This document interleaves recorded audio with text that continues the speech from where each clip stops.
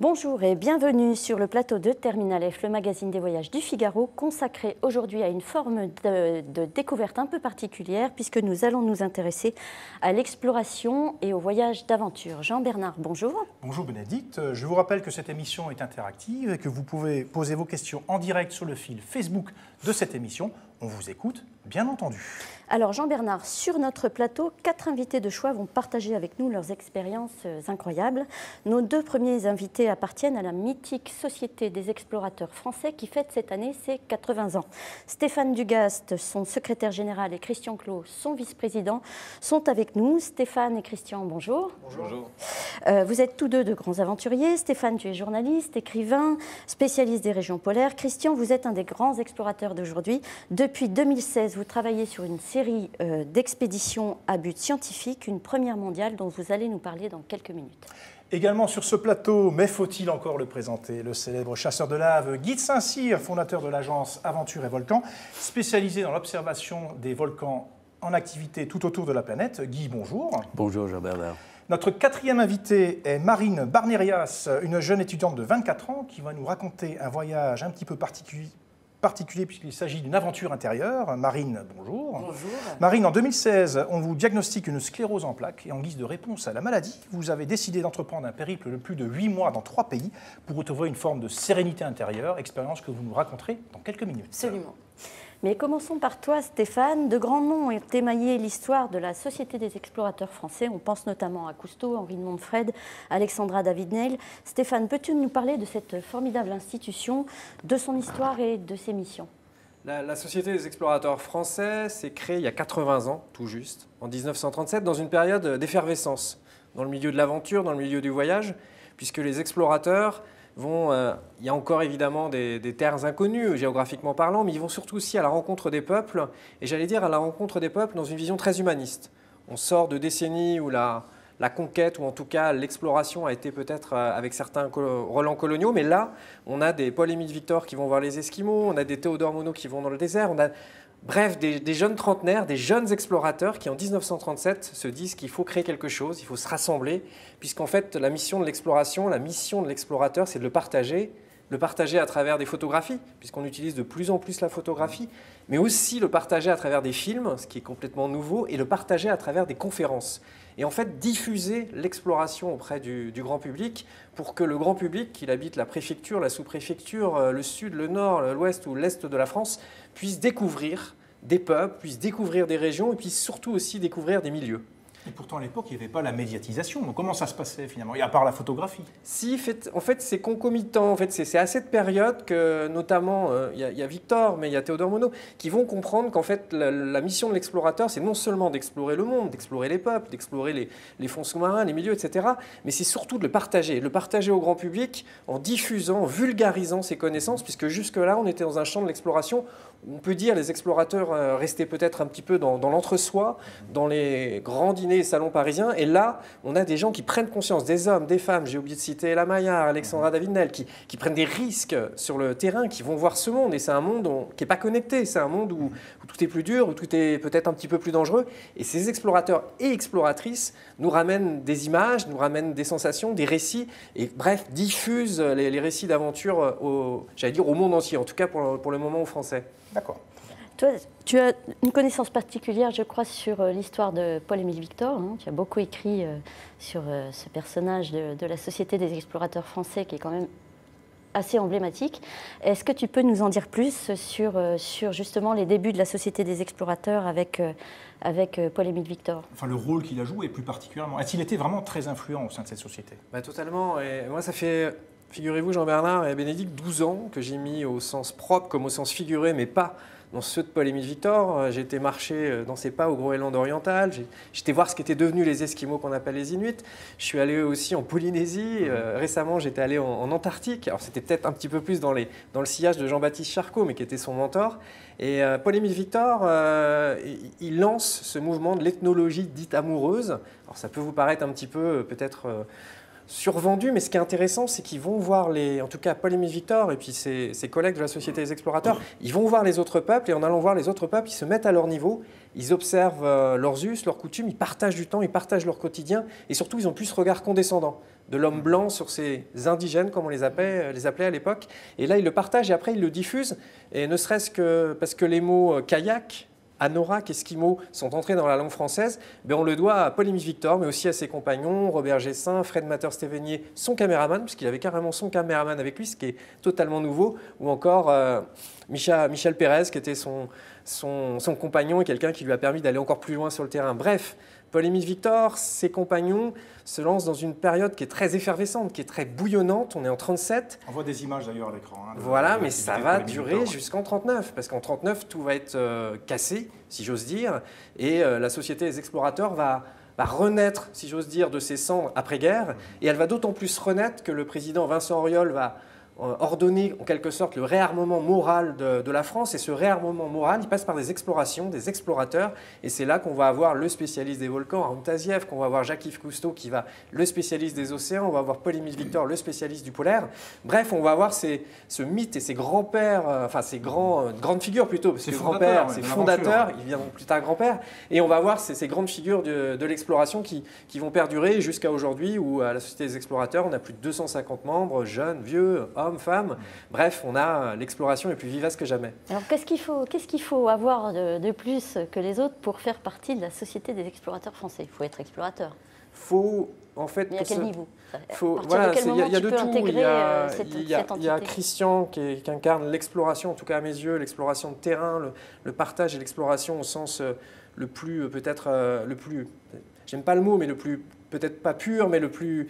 Enfin, le plus noble. Mais vous avez aussi, on a des photographes, on a des reporters, on a des scientifiques du Muséum d'histoire naturelle, on a des spéléologues, on a bref des gens qui ont fait de leur vie une aventure et qui se consacrent toujours l'essentiel de leur vie vers l'exploration. Finalement, quelque part. Ouais. Je pense un engagement, un mot qui est un peu désuet dans nos sociétés, mais un engagement. Et dans l'engagement, il y a des fois du succès, des fois des échecs, et surtout pas mal d'épreuves et d'obstacles à franchir.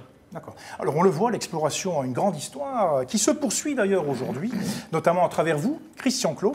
Entre 2016 et 2017, vous avez réalisé une série de 4 expériences dans des milieux extrêmes, en Iran, en Patagonie, en Amazonie et en Sibérie. On peut parler d'une première mondiale. Techniquement, oui. L'idée, c'était de traverser les milieux les plus extrêmes, dans le moment le plus extrême. Aller dans le désert quand il fait le plus chaud, aller dans la Sibérie orientale quand il fait le plus froid, et ainsi de suite. Pourquoi ça ? L'idée aujourd'hui, c'est d'essayer de questionner comment notre cerveau est capable de s'adapter à des situations nouvelles, des situations changeantes et des situations complexes. Et où est-ce qu'on a ces situations complexes les plus évidentes? C'est dans ces milieux extrêmes, parce que c'est des milieux qui ne sont non seulement en termes de température, de climat complexe, mais c'est aussi des milieux qui offrent une versatilité, une complexité de vie qui fait qu'on est remis en cause en permanence. Et ils sont tellement complexes et extrêmes qu'on ne peut pas les projeter. Comment pouvoir imaginer moins 60 ou plus 60 degrés? On parle bien là de température à l'ombre, sous abri. Ça veut dire que quand on est au sol à plus 60 degrés, on est à 80 degrés, 82 degrés. Poser la main dessus, ça fait mal. Le cerveau supporte très mal ce genre de conditions. Imaginons qu'à 60 degrés, si on se met en plein soleil, les cellules gliales, donc ce qui est la partie graisseuse du cerveau, peut fondre. Il y a eu des cas de mort par fonte de cellules gliales. Le fameux coup de chaleur dont on entend parler parfois est à l'extrême ceci. Imaginons à moins 60 degrés. La température chaude gèle immédiatement quand elle sort du corps. Donc, le moindre souffle gèle instantanément. Donc, tout votre corps se transforme en bonhomme de neige. Alors, Christian, on va commencer par cette première aventure dans le milieu le plus chaud du monde, le point le plus chaud du monde, c'est le fameux désert du Lut. Ça se trouve en Iran. Racontez-nous un petit peu cette expérience. Je précise aussi aux internautes qui nous écoutent, qui peuvent poser nos questions sur les expériences de Christian Clot, on y répondra en direct. Parlez-nous donc de ce fameux désert de l'Iran. Le Lut, le Dart Lut en Iran, qui est un désert extraordinaire qui mélange territoire rocheux, territoire sableux et des énormes concrétions hydroéoliennes qui sont splendides. C'est l'endroit qui est depuis 10 ans maintenant le plus chaud du monde. Alors encore une fois, le plus chaud, il évolue dans la planète. Ce n'est pas toujours le même endroit. On a des pics. Là, on parle plutôt de moyenne, de constante. Donc en plein été, on est entre plus 50 et plus 60 degrés durant la journée. La nuit, évidemment, un peu plus frais. Et ça, c'est très important. Parce qu'il y a une notion de permanence dans la notion d'expédition, à savoir est-ce que le milieu vous offre en permanence quelque chose qui vous met en défaut. Et heureusement, dans le désert, on vit quelque chose d'horrible la journée. Moi, il faut imaginer les 5 premiers jours. On est dans une situation où c'est tellement violent en termes de climat que j'arrive même pas à lire une ligne d'un livre. Ah oui, je suis couché par terre, je ne peux plus bouger. Parce qu'il y a une donnée qu'on oublie. On parle souvent de température, mais l'humidité est le vrai problème. 2% d'humidité. C'est-à-dire que la moindre molécule d'eau sort du corps. Mais juste cette volonté, justement, d'aller mettre votre corps à l'extrême avec ces sensations extérieures, c'était justement pour comprendre votre corps davantage, pour répondre à des questions... Le corps, oui, mais surtout le cerveau. Surtout votre cerveau. Le constat, il est très simple aujourd'hui. On parle énormément du cerveau partout, mais toutes les études qu'on fait sur le cerveau sont en laboratoire, un peu sur humains et beaucoup sur animaux. Moi, je suis persuadé que notre cerveau, confronté à des situations réelles, il ne réagit pas tout à fait de la même manière. Donc, si je ne peux pas arrêter l'expérience, par exemple, si je n'ai pas un bouton d'arrêt pour dire « Ok, j'en peux plus », comment ça se passe vraiment? Notre cerveau, il se transforme. Plus le danger est grand, plus il réagit différemment. Et moi, je veux comprendre ce qui se passe quand on est dans des changements profonds. Qu'est-ce qu'un humain face aux crises actuelles et aux changements de demain? Et ça, on doit aller travailler sur le cerveau, dans sa réalité, et non pas seulement dans une idée un peu aseptisée de ce qui se passe dans une boîte blanche. Alors justement, Christian, on voit des images à l'écran de votre expérience, de vos expériences justement en milieu extrême. Qu'est-ce que vous avez fait concrètement dans ce désert à plus 60 degrés? Donc, dans chacun des milieux, je faisais une traversée. Le but est de ne pas rester au même endroit, pour deux raisons. D'abord parce que c'est quand même intéressant d'avoir cet objectif, cette envie de. Et puis ensuite parce que si on reste au même endroit, on peut installer un système qu'on peut maîtriser. Or, si on change tous les jours d'endroit, forcément, à chaque fois, on est soumis à quelque chose de nouveau. Donc dans ce milieu, par exemple, là, on le voit à l'écran, j'ai des capteurs que j'essaie d'utiliser pour mesurer un certain nombre de données sur le cerveau, la cognition, l'électricité, parfois même l'oxygénation. On est en test aussi, on teste plein de choses parce que ça ne s'est jamais fait. On n'a jamais testé l'humain, le cerveau, avec des tels outils dans ces conditions-là. Donc on essaye. On fait des exercices de cognition, on prend des prises de sang, évidemment, des prises salivaires, le rythme cardiaque. On a des outils très très précis qui permettent d'aller beaucoup plus loin que ce qu'on faisait jusqu'à aujourd'hui. Parce qu'il ne faut pas oublier une petite chose, on parle beaucoup d'exploration, et on dit des fois que la technologie tue l'exploration. A contrario, la technologie permet aujourd'hui d'aller chercher des choses qu'on n'aurait jamais pu explorer il y a ne serait-ce que 10 ans en arrière. Les outils que j'avais pesaient 15 kilos. Il y a ne serait-ce que 10 ans, ça aurait été 62 kilos pour avoir l'équivalent dans la mesure. Donc voilà, c'est extraordinaire de ce qu'on peut faire aujourd'hui. Et ces milieux le permettent. Alors une question justement d'un internaute, Pierre, qui nous dit combien de temps pour vous préparer à ces épreuves? Quelle était la phase de préparation? La phase de préparation, c'est, en réalité, j'allais dire, c'est 10 ans ou 2 ans, je ne sais pas. Moi, ça fait 10 ans, suite à pas mal d'expériences, que j'ai commencé à réfléchir sur la capacité humaine d'adaptation aux situations extrêmes. J'ai monté pas mal de recherches de différents domaines, mais il manquait la cognition. Et c'est en 2015 que je décide de fonder le groupe de recherche adaptation et de monter un programme d'études à longue échelle, dont la première étape a été ces 4 fois 30 jours en solitaire. Dans la deuxième étape est aujourd'hui actuelle, puisqu'on teste d'autres types de protocoles, notamment sur des ultra-trailers ou sur des personnes qui font des choses un peu particulières sur le terrain. Et la troisième étape sera, on l'espère assez vite, d'emmener des gens dans ces terrains en groupe.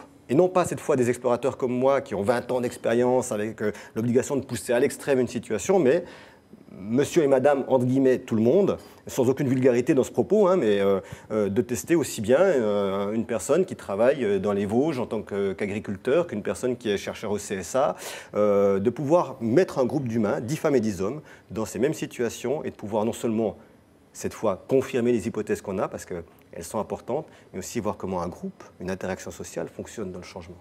Guy, justement, ça vous inspire quoi, ces expériences un peu extrêmes? Parce que vous y avez été confronté, vous étiez proche aussi de l'Ertalé, des températures absolument incroyables. L'Ertalé, le désert d'Anakil, d'Alol, on a des températures. Moi, j'y étais en septembre. En septembre, on a eu 52 de température. Marcher sous le soleil avec une température de 52 degrés, avec des sacs, effectivement, le cerveau réagit différemment, ça travaille, oui. Qu'est-ce qui est le plus dur finalement? Est-ce que c'est le plus chaud ou le plus froid? Parce que là, on a parlé du plus chaud, vous avez été également, je crois, c'est en Sibérie, où vous avez expérimenté des températures de moins 54, si je me souviens bien. Moins 58. Qu'est-ce qui est le plus dur pour l'organisme, et pour le cerveau d'ailleurs, parce qu'on parle de ça? Est-ce que c'est l'adaptation au grand froid ou l'adaptation aux grosses chaleurs? Là, plus que les grosses chaleurs, c'est très complexe. La grande chaleur peut faire fondre les cellules, donc vous pouvez mourir en quelques heures, la grande chaleur. Par contre, vous avez une chose extraordinaire, c'est que la nuit, vous avez un répit. Soudainement, vous avez cet objectif de vous dire, dans quelques heures, il fera moins chaud.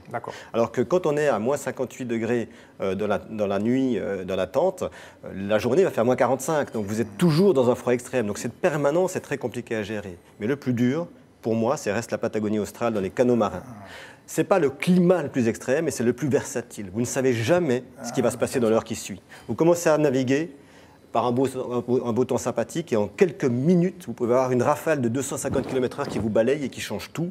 Et donc, ne jamais savoir, dans cette impermanence. L'instabilité. Et c'est ça qu'on essaie de comprendre, parce que demain, l'humain va être confronté à de plus en plus d'impermanence, de changements, de modifications. Est-ce qu'on est capable de subir autant de modifications? C'est toute la question. En ce sens, la Patagonie est un milieu extrêmement intéressant à observer. Et le quatrième milieu, vous en avez parlé justement dans le récit de vos aventures, c'est l'ultra-humidité. Moi, c'est ce qui me ferait presque le plus peur, cette humidité à 100% en Amazonie. Ouais. Comment ça se vit concrètement? Est-ce que c'est peut-être pas ça le plus déprimant, presque, le plus dur à vivre? Non, alors paradoxalement, moi, c'était le milieu, comme beaucoup de monde, qui m'inquiétait, parce que aussi peut-être j'avais que le moins d'expérience. On parle là de 100% d'humidité. Ça veut dire quoi? Ça veut dire qu'il n'y a plus de molécules d'eau qui peuvent rentrer dans l'atmosphère puisqu'elle est saturée. Donc en fait, vous transpirez différemment. Vous allez beaucoup plus aux toilettes parce que la transpiration ne se fait plus correctement. Vous avez cette sensation de chaleur qui colle à la peau. Bon, à côté de ça, et vous avez ce que tout le monde craint en Amazonie quand même, c'est ces fameux animaux qui vous attendent tous pour vous sauter dessus. Et puis quand vous entrez les premiers jours, vous voyez bien qu'il n'y a pas beaucoup d'animaux qui vous attendent, qu'au plutôt ils sont cachés, que vous ne les voyez pas, puis vous commencez à créer une relation très différente avec ce milieu. Et je dirais, il ne faut pas oublier une chose, c'est que des 4 milieux dont on parle, c'est le seul où des humains vivent en permanence. Ouais. Donc c'est un milieu vivable. Simplement, nous, on projette des choses dedans, aussi parce qu'il est fermé, parce que cette forêt est dense, parce qu'il y a un côté oppressant, parce qu'on se fait plein d'images. Et ça, c'est une chose très importante des expéditions qu'on fait et des études qu'on fait. C'est que finalement, qu'est-ce qui est le plus dangereux? La réalité du terrain ou la projection qu'on s'en fait et l'état d'esprit dont on se met avant d'y rentrer. Donc il y a un vrai aspect psychologique en fait dans la recherche que vous faites. Il y a l'aspect psychologique, mais il y a surtout pour la toute première fois, et c'est vraiment ça la première, d'étudier la transformation physiologique du cerveau. À savoir ce que des zones se forment, se créent, se déforment, se disparaissent. On voit des modifications et ça c'est très nouveau de pouvoir étudier ça quasiment en direct. Et ce mélange cognition, psychologie, physiologie, terrain, c'est vraiment ce qu'on appelle une étude intégrative qui permet non plus de questionner une petite zone d'un système pour voir si dans son cas il fonctionne d'une telle manière, mais d'étudier un ensemble, un humain, parce que nous sommes d'abord des humains et nous devons oublier l'idée que nous sommes des parties différentes. Aujourd'hui, on a des neurones dans l'estomac, on a découvert dans d'autres parties du corps, tout est relié. Et il y a une chose qu'on oublie trop, et c'est ce qui nous différencie peut-être de l'intelligence artificielle, c'est l'intelligence émotionnelle. Et ce qu'on constate dans tous ces milieux-là, c'est que ma décisionnalité m'aide à tenir le choc, c'est vrai, mais ce qui m'a permis de survivre et de dépasser les situations, c'est ce que j'ai ressenti en termes d'émotion, c'est l'émerveillement que je ressens par rapport à une situation. Quand vous êtes écrasé dans le désert, ça fait 5 jours, vous ne pouvez pas lire une ligne, vous pensez que vous êtes foutu, vous n'avez aucune chance. Et tout d'un coup, parce qu'il y a un petit événement qui se passe, vous réouvrez les yeux et vous voyez le coucher de soleil devant vous, qui est juste magique. Et là, soudainement, vous vous raccrochez à quelque chose. Il n'y a pas seulement hier qu'il y a quelque chose de bien, mais il y a demain qui peut être merveilleux. Et ça vous redonne une envie potentielle de créer pour aller vers ce demain. Et cette solitude, comment elle se vit justement? Il y a aussi l'aspect solitude, il n'y a pas que l'aspect du milieu extérieur, il y a l'aspect je suis seul dans ce milieu extérieur. Dans ce cas-là, effectivement, j'étais seul dans ces 4 expériences, cet aspect solitude est énorme. Et je dirais peut-être une des plus difficiles choses à gérer, surtout aujourd'hui où on est interconnecté en permanence. L'impression, d'ailleurs, c'est quelque chose d'incompréhensible pour les personnes à qui je raconte ça, j'avais aucun téléphone iridium, aucun système de communication. Tout le monde pense qu'on peut communiquer partout, et c'est une logique. Là, on coupe ça, d'abord, ça n'aurait pas été possible d'en avoir pour diverses raisons, mais couper ça, c'est intéressant. Effectivement, nous sommes des animaux sociaux, nous avons besoin des autres. C'est pour ça d'ailleurs que moi, je parle à haute voix, je parle à mon chapeau, je parle à mon chariot, je me parle à moi tout seul. Et on a découvert, il n'y a pas si longtemps, que cette notion de parler à haute voix, bien au contraire d'être une folie, était la meilleure solution pour un humain seul de résister et de se retrouver dans la sensation qu'il est toujours un humain. Alors Christian, est-ce que nos internautes auront sans doute envie de suivre un peu vos aventures et d'en savoir plus? Est-ce qu'il y a un site internet où est-ce qu'on peut suivre? Oui, il y a 2 solutions les plus simples, entre guillemets. C'est le site internet adaptationexp.com, là où on donne quelques infos. Et puis le fil de l'info maintenant, comme presque tout le monde, c'est donné par Facebook. Donc c'est Adaptation by Christian Clot, Adaptation, où là on continue d'être en suivi. Et puis non seulement de raconter ce qu'on vit, mais aussi d'essayer de questionner notre capacité humaine aujourd'hui à vivre demain et à interagir avec l'ensemble des changements. Parce que je crois qu'une expédition, et Stéphane l'a dit avec l'ensemble des explorateurs qu'on a cités, c'est d'abord pour construire tous ensemble demain et faire en sorte que nous puissions vivre encore sur cette planète, nous humains, mais avec tous les systèmes qui nous entourent, biologiques, minéraux et autres. Et je pense que cette notion du minéral vivant, c'est pas à vous que je vais l'apprendre. Tout à fait. Alors Christian, quand on vous entend, on a le sentiment que le monde de l'exploration reste un rêve ou un cauchemar, inaccessible. Mais j'ai une bonne nouvelle pour ceux qui nous écoutent. La Société des explorateurs français que vous représentez aujourd'hui tous les deux et le voyagiste Nos Mains d'Aventure proposeront dès octobre 2008 une série de voyages encadrés par des explorateurs renommés. Le calendrier de ces voyages sera disponible dès cette fin d'année sur le site du voyagiste Nos Mains d'Aventure. Alors Bénédicte, une autre agence, Aventure et Volcan, qu'a fondée Guy de Saint-Cyr, permet également de vivre des expériences hors normes, cette fois-ci en s'approchant au plus près d'un milieu aussi hostile que fascinant, à savoir les volcans en activité autour de la planète. Alors Guy de Saint-Cyr, vous êtes le grand spécialiste, vous avez assisté à des centaines d'éruptions dans notre univers et vous emmenez des clients assister à ces fabuleux phénomènes naturels. La première question que j'ai envie de vous demander, c'est quels sont vos souvenirs les plus marquants ? Écoutez, j'en ai pas mal, mais j'ai envie de vous parler du dernier, là, qui date d'une semaine. On parlait tout à l'heure du désert d'Anakil. Le désert d'Anakil en Éthiopie, il y a à l'intérieur de ce désert un volcan qui s'appelle l'Ertale, avec un lac de lave prodigieux au sommet. On va voir les images d'ailleurs. Voilà. Et ce lac de lave, au mois de janvier dernier, a débordé. Il y a eu des débordements énormes avec des cascades de lave. C'était un spectacle absolument phénoménal. Et en même temps, il y a eu une succession de fractures qui sont ouvertes à 4-5 km de ce lac de lave. Et un nouveau lac de lave s'est ouvert. Et depuis cette époque, depuis janvier, j'essaye de m'approcher de ce nouveau lac de lave. Et à 3 reprises, on a échoué. On a échoué pourquoi ? Déjà du fait de la température. La température extérieure était autour de 50, 52 degrés, donc l'air était très chaud. Il faut faire des efforts sur un terrain qui est difficile, avec des laves scoriacées, où le pied enfonce, casse. Et plus on approche de ce lac de lave, on s'est approché à peu près la deuxième fois, on a approché à peu près 1 km. Mais à 1 km, le sol commence à être très chaud.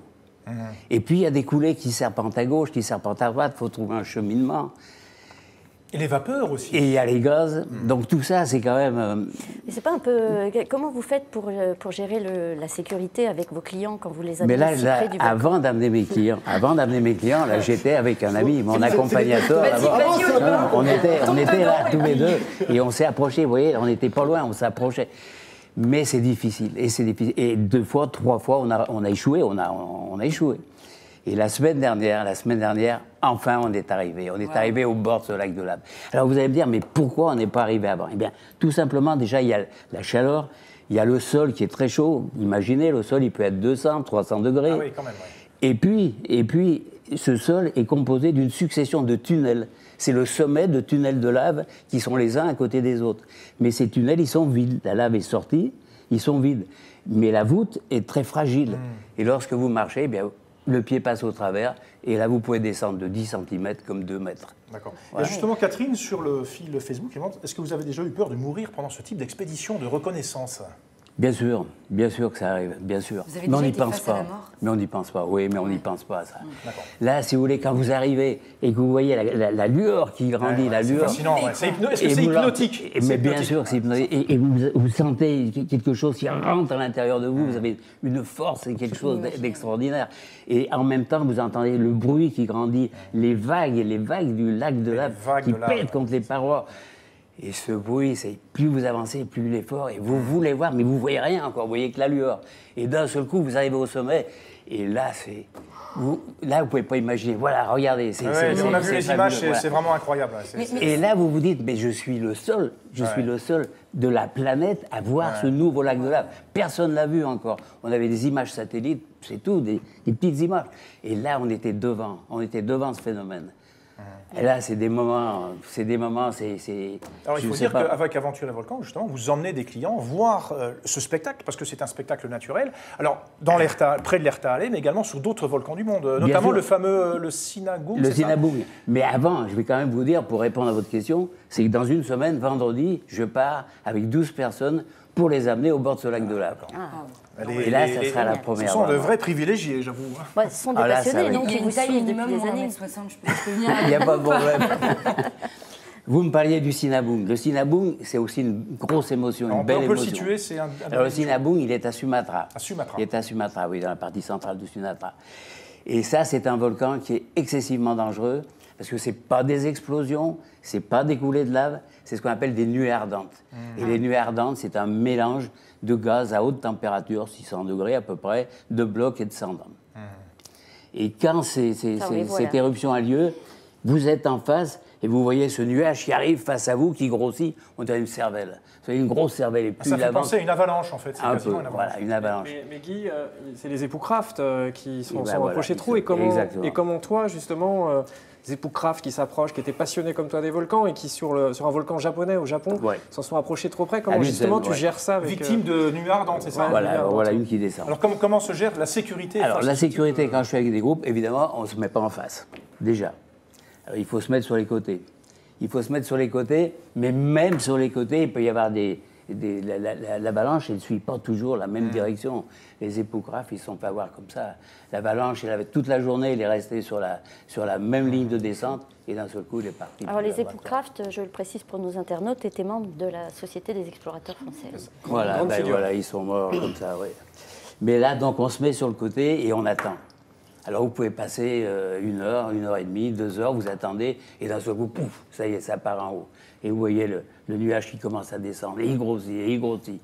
Et il arrive comme ça vers vous. Et là, vous serrez, malgré vous, vous serrez les poings, vous serrez... Vous êtes tendu quand même si vous dites, mais non, je suis pas sur la ligne, donc normalement c'est bon. Et ça grossit, et il y a le bruit, il y a la terre qui vibre, il y a la terre qui tremble. En plus, ça vient très vite, non, les nuées ardentes? Une nuée ardente, elle descend entre 200 et 600 km/h. Ah oui, c'est absolument incroyable. 600 km/h parce qu'il y a les gaz qui poussent et qui donnent une impulsion aussi à l'avalanche. Mais est-ce que pour vous, c'est la Terre qui vous communique quelque chose? Le fait qu'elle bouillonne comme ça, est-ce que c'est une sorte de message? On se sent vraiment en harmonie avec elle. Voilà, on est vraiment en harmonie avec elle. Et on bouge plus personne dit rien. On est là, on essaye de photographier, mais quelque part, on est tendu quand même. Et elle passe et... Bon, ça y est, on attend la prochaine. Et Guy, j'aimerais bien que vous nous racontiez votre première rencontre avec un volcan. Je crois que vous étiez très jeune. Oui, ma première rencontre avec un volcan, comme beaucoup de gens, c'est le Stromboli. C'est le Stromboli, mais à l'époque, c'était en 1958. Et à cette époque-là, moi, je passais mon temps à grimper dans les aiguilles de Chamonix.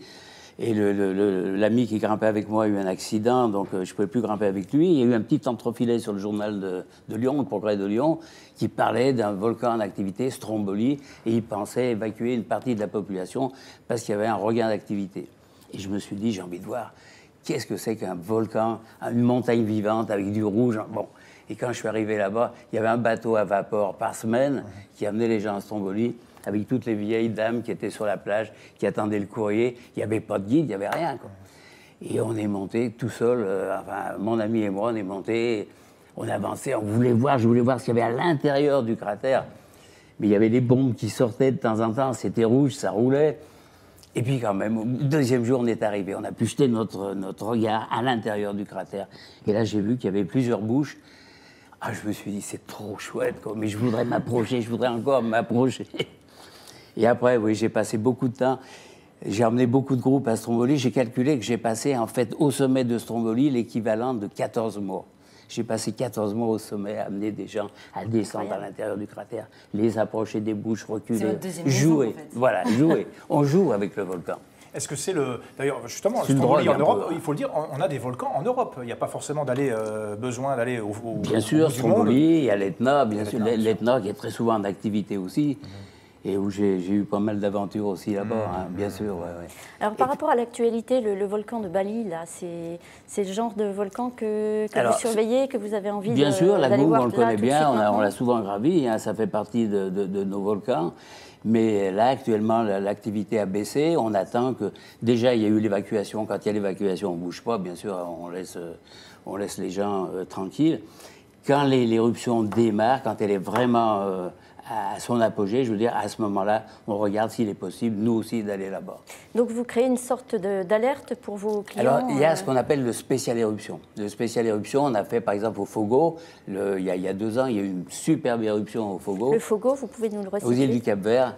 Et là, on est arrivé 4 jours après le début de l'éruption. 4 jours après. Je vois les images d'ailleurs, voilà. Spectaculaires. Voilà. Ça, c'est le Fogo, ça. C'est le Fogo. Ouais, impressionnant. Et là, on est parti à 4. Vous étiez en haut, là? Oui, on est parti à 4 et on s'est approché vraiment au maximum.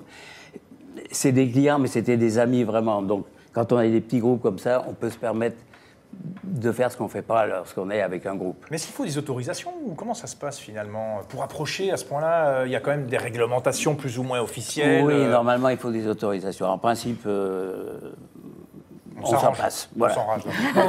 Si on passe C'est avec clair. vous, hop là. C'est clair. Avec Guy de Saint-Cyr, on peut faire des choses qu'on ne ferait pas autrement.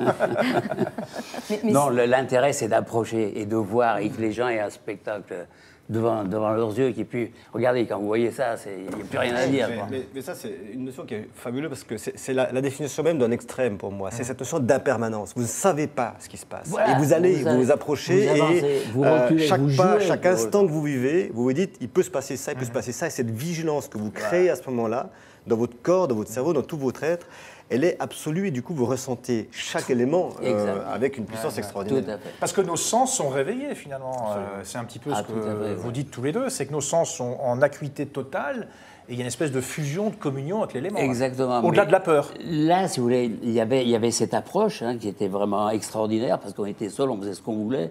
Donc on a joué pendant un bon moment avec le volcan. Et après, on a longé la coulée de lave qui, elle, arrivait sur les villages. Et là, ça a été un autre spectacle, ça a été quelque chose de plus dur parce que les gens étaient là, ils voyaient leur maison qui était tout doucement engloutie par la lave. Oui. On a vu des gens pleurer. On a vu... Là, c'est quelque chose de dur. Ça fait mal aussi, mais ça fait partie aussi ça fait partie des volcans et ça, c'est des souvenirs qui sont assez durs aussi. ouais. Mais juste pour rebondir, vous avez entendu chez Guy et chez Christian, c'est des fabricants d'émotions. Ah, mais j'adore, on voit l'émotion dans leurs yeux, ça Et voilà. pétille dans le Et, regard, dans et leurs tout à l'heure- paroles. Tout à l'heure, on était dans le grand froid. C'est incroyable. On était dans la jungle. Là, on a chaud et là, on a sent la peur. chaleur, hein. Et ils nous transmettent leur émotion. Ouais, Voilà. c'est vraiment impressionnant. Ouais. Est-ce qu'il y a une part d'instinct aussi dans vos 2 expériences, enfin dans vos 3 expériences d'extrême? Est-ce qu'il y a un instinct qu'on ne peut pas avoir dans la vie de tous les jours parce qu'on est constamment connecté?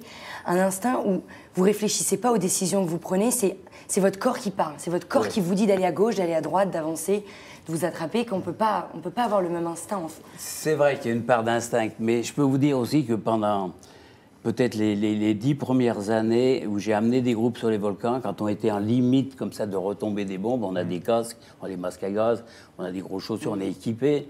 Et je disais toujours aux gens, attention, surveillez, regardez, une explosion, regardez en l'air, suivez les bombes quand elles arrivent vers vous. Et puis quand elles arrivent vers vous, faites un saut de côté et vous les évitez.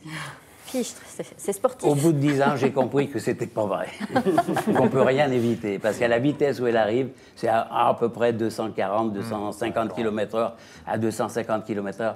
Si vous faites un geste d'un côté ou d'autre, vous pouvez au contraire vous mettre dessous. Donc on a de la chance ou on n'a pas de chance. En résumé, ça se résume à ça. Alors, mais Guy- il faut rester en limite raisonnable. C'est ce que je fais avec des groupes. Voilà. Guy, d'ailleurs, le prochain départ avec un groupe et avec Aventure et Volcan, ce sera en janvier. Donc, le prochain, c'est vendredi prochain. Alerte à aller. Alerte à aller. Voilà. Mais après, la prochaine destination, c'est Hawaï. Oui, Hawaï, tout à fait. Votre agence emmènera quelques passionnés pendant 15 jours visiter 4 îles. Un mot pour conclure sur cette destination, Oui, parce Hawaï qu'Hawaï, c'est vraiment et une ses destination volcans. volcan. Hawaï, par oui, excellence. c'est une destination phare, je vais dire, parce qu'Hawaï, c'est un des rares coins au monde où je peux dire aux gens, je vais vous amener sur la lave. C'est-à-dire, on va marcher au milieu des coulées de lave. Là, il y a des coulées à gauche, il y a des coulées à droite. On peut marcher à 1 mètre d'une coulée. Et on peut marcher à 1 voir mètre la d'une lave coulée. couler dans la mer, Mais on la parfois. voit couler, bien sûr. Ouais. Il y a des cascades fabuleuses qui tombent dans la mer. Il y a encore 5 mois, il y avait une énorme cascade qui plongeait de 30 mètres avec un débit phénoménal. Et on arrivait en bateau à la limite du point où cette cascade plongeait dans l'océan. On était à 15-20 mètres de... c'est fou. Mythique. Ouais. Alors Jean Bernard, on vient de le voir, on peut avoir envie d'explorer le monde pour mieux le comprendre, pour mieux l'admirer, mais on peut aussi le sillonner dans le cadre d'une quête plus personnelle. C'est votre cas, Marine. L'expérience de voyage que vous allez nous raconter est liée à la maladie qu'on vous a diagnostiquée, la sclérose en plaques. Absolument. Oui, bah écoutez, moi déjà, je suis très impressionnée d'être à votre table, messieurs, en entendant vos discours, justement, d'expédition, justement, incroyables et très chaleureuses. Je suis vraiment impressionnée et le point commun que je retrouve avec ma petite aventure que j'ai vécue suite à ce diagnostic, c'est la force, en fait, que cette nature peut nous apporter et la force que cette nature peut nous donner à l'intérieur de nous-mêmes, en fait. Parce que moi, justement, à la suite de ce diagnostic de sclérose en plaques, j'étais très externalisée. Il y avait un tsunami de possibilités qui s'offrait autour de moi, scientifiques et extérieures. Et pour la première fois de ma vie, du haut de mes 1,60 m et de mes 21 ans, je me suis dit, mais qui suis-je, en fait? Qui suis-je? Et donc, je suis partie à travers 3 destinations, 3 pays, pour découvrir mon corps, à travers la Nouvelle-Zélande. Donc j'ai traversé la Nouvelle-Zélande à pied en autostop. Ensuite, je suis partie en Birmanie pour découvrir mon esprit, justement, pour découvrir tout ce silence et cette méditation. Et après, je suis allée explorer mon âme à travers les steppes de Mongolie. Et donc la Mongolie aussi, c'était la clôture pour cette union entre son corps et son esprit. Et ce que je retiens en fait de cette aventure, c'est, à travers vos expériences juste exceptionnelles, il y a une unité qui est complètement universelle. C'est entre son corps et ce qu'on ressent. Son corps et ses pensées. Et je pense que notre corps et nos pensées dans notre société, on vit sur 2 planètes différentes. Et cette nature, en fait, cette nature extrême, nous permettent de les unifier et de nous connecter pour pouvoir mieux créer, mieux entreprendre et mieux décider pour soi. Alors justement, pourquoi la Nouvelle-Zélande en particulier pour le côté nature? Pourquoi pas un autre pays? Ça aurait pu être des pays tout aussi impressionnants sur le plan naturel. Bien sûr, absolument. Bah, écoutez, c'était très simple. Je voulais traverser un pays dans son intégralité. Donc la Nouvelle-Zélande étant un petit peu plus petite que l'Australie, j'avais envie de sortir de l'Europe. Je voulais pas forcément aller aux États-Unis. Et le corps me faisait penser justement, j'avais besoin de marcher et d'être en autosuffisance pendant 3 mois. Donc je suis partie justement traverser la Nouvelle-Zélande. À pied donc? À pied. Et ce qui m'a plu, c'était qu'il y avait plus de moutons que d'habitants. Donc c'est pas des volcans, c'est ni de la glace. Il y avait plus de moutons que d'habitants dans ce pays. Donc c'était vraiment ce qui m'intéressait, d'être en connexion avec cette nature que moi j'ignorais complètement. J'ai pas du tout la main verte, j'ai pas du tout grandi, j'ai jamais été très connectée à la nature. Et je pense que ma maladie m'a rappelé en fait juste que j'étais en train de partir sur un chemin qui n'était absolument pas le bon pour moi. Et qu'il fallait justement que je me retrouve. Et je pense que je n'aurais jamais pu imaginer que la nature aurait été mon traitement. Et je pense que cette nature peut traiter beaucoup de problèmes, beaucoup plus que ce qu'on ne le pense. Et moi, personnellement, elle m'a permis de rebaptiser quelque chose de si laid, une sclérose en plaques qui nous sclérose, qui nous empêche d'avancer, qui est une maladie justement auto-immune, qui est, on ne sait jamais quand elle peut se réveiller, qui paralyse. Cette nature m'a appris à la rebaptiser déjà. Donc j'ai transformé cette sclérose en plaques en rose. Donc c'est cette couleur justement de la fleur, de la rosie. Je l'ai appelée rosie. Et je me suis juste rendu compte que ces épines, les épines, quand on est dans notre tsunami justement sociétal ici, entre notre boulot, nos objectifs, la comparaison qu'on a autour de nous, on ne s'écoute pas et on voit que ce qui ne va pas. On voit que les épines qui nous piquent.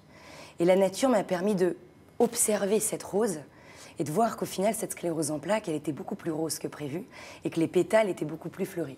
Alors justement, Marine, il y a un témoignage que vous avez enregistré sur place lorsque vous étiez en Nouvelle-Zélande. On va l'écouter parce que c'est très poignant. On écoute.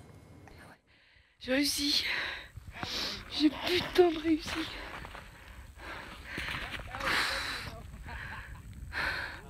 Voilà. À toutes les roses, on a réussi mes poulettes.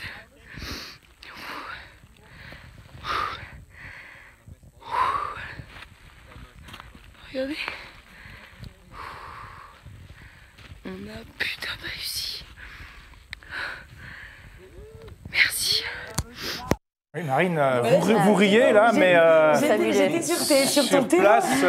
sur place, on sent une émotion extrêmement intense. Ça a été un tournant, ça, quelque part. Ça a été déjà d'avoir rebaptisé cette maladie en rose, ça a été un tournant. Expliquez-nous ce qui s'est passé là, à ce moment-là. Ce qui s'est passé à ce moment-là, j'étais chez toi, mon cher Guy. Ouais. J'étais en haut d'un volcan, justement, en Nouvelle-Zélande, qui était un volcan actif. Non, il n'y avait pas de lave, hein, il était bien endormi. Enfin, il était dormeur. Il était dormeur. Et en fait, ce qui s'est passé, c'est que ce projet, déjà, ça a été un vrai partage avec une communauté qui m'a soutenue, qui m'a aidée, qui m'a épaulée à partir, parce qu'ils m'ont financé ce voyage, ils m'ont permis d'aller découvrir mon corps, mon esprit et mon âme. Et c'est vrai que là, c'était après 10 heures de marche, et je me suis retrouvée, j'avais comme objectif d'atteindre ce volcan, le sommet de ce volcan. Et ça a été très très fort parce que, à travers une ascension, à travers un effort très poignant, il y a toutes les épines, toute la souffrance intérieure, autre que physique. La souffrance du cœur, les peurs, l'anxiété de ma vie personnelle, en fait. C'est mon corps qui s'exprimait, mes angoisses qui s'exprimaient. Tout est sorti. Et en fait, tout est sorti. Et je pense que c'est cette immensité où, quand on voit des choses si grandes autour de nous, c'est ce que cette nature m'a rappelé, à quel point j'étais toute petite. Déjà. Ça permet de se resituer. Ça permet déjà de me resituer, de me rappeler que j'ai tout à découvrir et que les choix qu'on entreprend dans la vie, souvent c'est très difficile justement de faire des décisions. Parce qu'on se dit, si on prend le chemin A ou le chemin B, on renonce. Le choix, c'est renoncer. Pour moi, pas du tout. Et cette ascension m'a permis de comprendre que le choix, c'était aussi de créer. Et d'avoir que quand on choisissait, après, il y avait une immensité de possibilités qui s'offraient à nous. Je suis loin d'être une aventurière et j'aurais jamais pu imaginer faire plus de 7000 km en Nouvelle-Zélande. Et c'est ce corps et cette Rosie qui est rentrée dans ma vie qui m'a permis de me dire qu'on avait la solution était en nous, comme vous disiez Christophe aussi tout à l'heure. Marine, la justement, solution intérieure était... sur le fil Facebook du Figaro, Merwan qui nous demande comment on peut suivre cette aventure-là. Est-ce que vous étiez sur YouTube, sur Facebook? Est-ce qu'il y a un moyen justement de... Je pense que c'est quelqu'un qui a envie justement de partager ses émotions avec vous. Salut Erwan, déjà. Merwan, pardon. Salut Merwan. Alors écoute, moi j'ai monté un petit projet qui s'appelle Super Héros. Donc SEP comme la sclérose en plaques qu'on peut retrouver sur Facebook, c'est ma petite page Super Héros. C'était ma super envie de partir, plus que ma sclérose en plaques. Et donc sur cette petite page, il y a toutes mes vidéos et l'aventure que j'ai vécue pendant 8 mois et les aventures qui commencent parce que le voyage ne fait que commencer. C'est un grand message d'espoir pour beaucoup de personnes là, que vous nous envoyez en fait. Hein. Mais je pense que la solution, elle est beaucoup plus à l'intérieur de nous-mêmes et qu'on ne connaît pas, comme vous disiez très bien tout à l'heure, on ne connaît rien de notre cerveau. Qu'on a tout à découvrir. Je pense que la médecine est très importante, il faut la prendre en compte, elle est nécessaire, mais qu'il y a aussi une immensité d'émotions, une immensité de choses à transformer, à créer, qu'on a à l'intérieur de nous. Et qu'on peut entreprendre à n'importe quel moment de notre vie et à n'importe quel aléa. Moi, ça a été la sclérose en plaques, c'est un détail. J'ai fait ce voyage intérieur qui m'a permis de me retrouver. Mais on a tous, je pense, eu un élément déclencheur qui nous donne envie d'explorer, qui nous donne envie de s'aventurer sur des sentiers, sur des terrains qu'on n'aurait jamais imaginés avant. Stéphane, il y a ce cheminement intérieur, ça vous parle justement aussi, qui a été déclenché par une maladie. Ça peut être très particulier justement comme type de démarche. C'est une forme d'aventure en fait. Hein. Pour moi, oui, et je suis d'autant plus touché, merci Marine pour ce témoignage, que dans mon entourage, j'ai des gens malades et que quand on a des gens malades, et qu'on a la chance qu'on se donne cette chance d'aller explorer, d'aller voyager, c'est important de le partager. Et je trouve que dans toutes les aventures qui ont été citées, celle de Marine à l'instant, celle de Guy, celle de Christian, il y a cette notion de partage. Parce que pour moi, l'exploration, elle est plus vivace que jamais grâce au partage, grâce aux outils. On vilipende souvent Internet, on vilipende souvent Facebook ou les réseaux sociaux en disant qu'il n'y a que du déchet ou la télévision. Et là, on se rend compte qu'à travers ces aventures, l'esprit d'exploration nous permet de le partager, de donner de l'espoir, peut-être, même pas peut-être, même sûrement à plein de gens. Et je trouve que la notion d'aventure nous permet plusieurs choses, de nous interroger, de nous questionner, on le voit, de nous émerveiller, puisqu'on voit des choses, et quand on voit ces volcans, on s'émerveille, de nous inquiéter, parce qu'on est dans un monde qui est quand même aussi anxiogène, le réchauffement climatique, les changements, l'impermanence, mais ça fait des millénaires que ce monde il est toujours en plein changement. Et tout ça nous permet aussi peut-être d'être plus militants, d'être plus engagés. Et cette notion d'engagement, elle se fait pour les explorateurs pour Guy, pour Christian et pour Marine à grande échelle ou à une échelle qui est puissante. Mais je pense que tout à chacun dans son quotidien peut aller explorer, ne serait-ce que la forêt à côté, ne serait-ce que le parc. Et c'est ça qui est intéressant. Un mot, Christian, justement. Il y a une chose qu'il ne faut pas oublier, on parle beaucoup de ce qu'on a et de ce qu'on est, mais le plaisir, la capacité de ressentir du bonheur est une manière d'accélérer, en tout cas une capacité de ressentir une guérison. Moi, j'ai malheureusement aussi travaillé pas mal, notamment avec des gens épileptiques, par exemple, où moi-même j'avais été diagnostiqué que je ne pourrais plus marcher un jour, et c'est ce genre du voyage, parce que le voyage le permet, c'est d'abord aller chercher quelque chose qui nous permet de nous ouvrir complètement et de laisser travailler son corps. Certes, alors la médecine, vous avez raison, elle est indispensable. Sans à un moment donné certains médicaments, il y a des choses qu'on ne peut pas faire. Mais derrière ça, le pire qu'on peut faire aujourd'hui à l'humain, c'est de l'enfermer dans une boîte en disant « je te protège grâce à ça ». Et ça, je crois qu'il faut justement aider les personnes qui ont des difficultés, que ce soit des difficultés de maladie ou des difficultés d'intégration dans une société. Le pire, c'est de les enfermer en leur disant « surtout ne fais plus rien ». Au contraire, allez. Et quel que ce soit, ça peut être n'importe quoi, mais du plaisir. Mais la chose aussi, c'est qu'il n'y a pas d'universalité dans l'humain. Chaque humain, il n'y a pas une maladie qui se ressemble, il n'y a pas un aléa qui se ressemble. Il y a pas, on est tous les cas très différents, et nos quêtes, nos envies, on ne peut pas, en fait, cette espèce d'étiquette face à un problème, face à un aléa, face à un problème sociétal. Si on s'enferme dans cette boîte, on ne pourra jamais aller explorer ce qu'on est capable d'entreprendre. Et je pense que l'exploration qu'on a à l'intérieur de nous, elle est infinie. Et qu'il n'y a pas d'âge pour aller explorer, il n'y a pas d'âge pour se sentir vivant, et qu'il ne faut pas attendre forcément un aléa pour se dire que c'est possible. Et que cette exploration, le message que vous partagez à travers ce message aussi, cette corrélation scientifique et cérébrale, ce message de vie et de feu, où on se rappelle qu'on est en vie face à cette terre qui jaillit, c'est exceptionnel. C'est des sensations qui sont incroyables et qu'on doit justement, je pense, se nourrir. Et les plus grandes joies que j'ai vécues sur les volcans, c'est pas devant le spectacle fabuleux de l'éruption ou devant un lac de lave ou devant des coulées, mais c'est la joie que j'ai ressentie dans les yeux des gens qui étaient avec moi, quand je voyais leurs yeux qui pétillaient, ou quelqu'un qui me mettait la main sur l'épaule comme ça et qui me disait « Guy, merci. Merci pour ce que tu nous donnes. » Ça, c'est le plus grand bonheur. Ça. Voilà. Ça, mes grandes joies, c'est ça. J'ai une phrase de Jean-Bernard Bénédicte qui résonne en moi. Alors, elle est peut-être un peu rabat-joie, mais je me questionnais sur l'après, la mort, l'après-vie, etc. Des questionnements qui sont infinis depuis des millénaires. Et je trouve cette phrase de Paul-Émile Victor au détour d'un carnet et qui met l'aventure. L'aventure, c'est quoi ? Si ce n'est du temps volé à la mort. Et c'est une phrase, si ce n'est du temps volé à la mort. Et c'est une formule qui me taraude, qui questionne, mais c'est tout ça l'intérêt. Et quand il allait peut-être mourir, parce qu'il était aussi diminué, malade, il disait « mais je ne peux pas m'arrêter, j'en ai pour 500 ans de projet ». Donc j'ai à cœur de dire que vous n'en avez pas pour 500 ans, mais pour 800, non ? Mais en vous écoutant les uns et les autres, j'ai aussi ce sentiment, il y a une démarche aussi de recherche de liberté. Est-ce qu'il n'y a pas eu cette thématique de la liberté Mais bien sûr, parce que bien sûr. on est tellement barricadés, oppressés, on doit tellement suivre cette autoroute, entre guillemets, du soleil que tout le monde prend, parce qu'on est dans une comparaison omniprésente.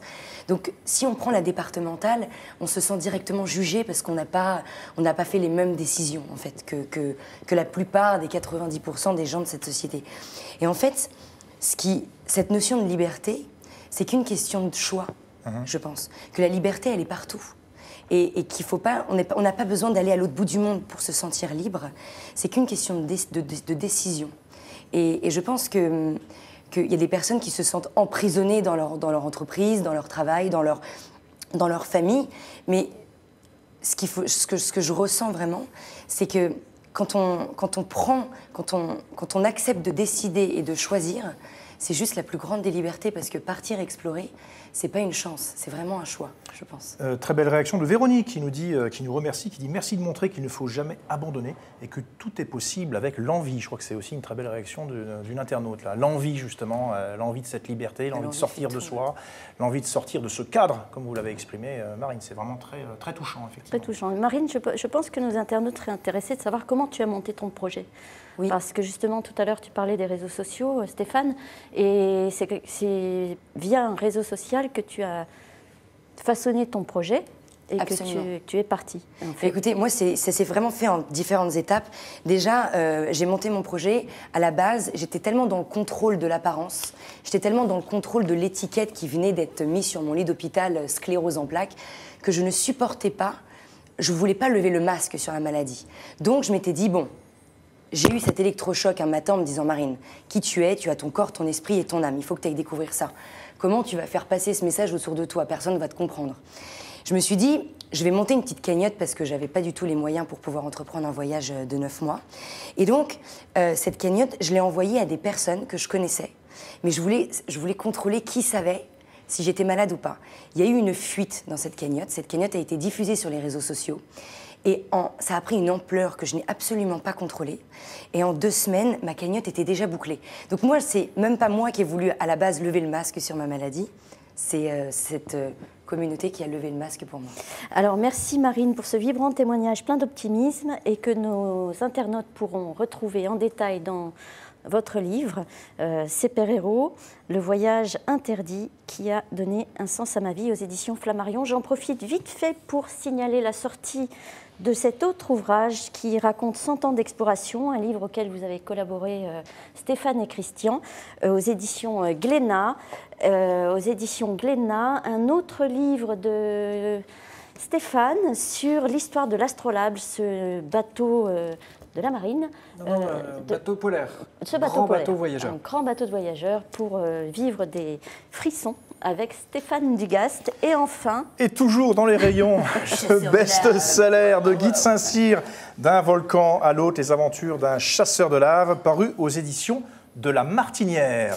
Voilà, c'est sur cette invitation à poursuivre l'aventure à travers les livres que nous nous quittons. Rendez-vous en janvier 2018 pour une émission qui sera cette fois en direct du Salon de la Plongée. Bonne fête à tous, au revoir. Au revoir.